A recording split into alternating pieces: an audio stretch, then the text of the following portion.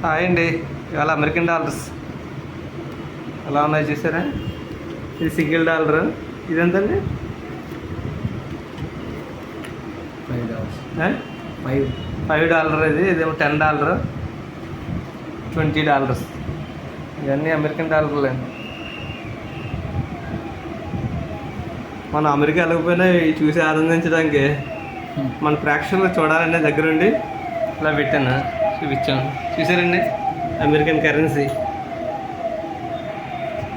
3 రకాలు మొత్తం. $20, $10, ఇది $10. ఇంకా బ్యాక్ సైడ్ కరెన్సీ అండి.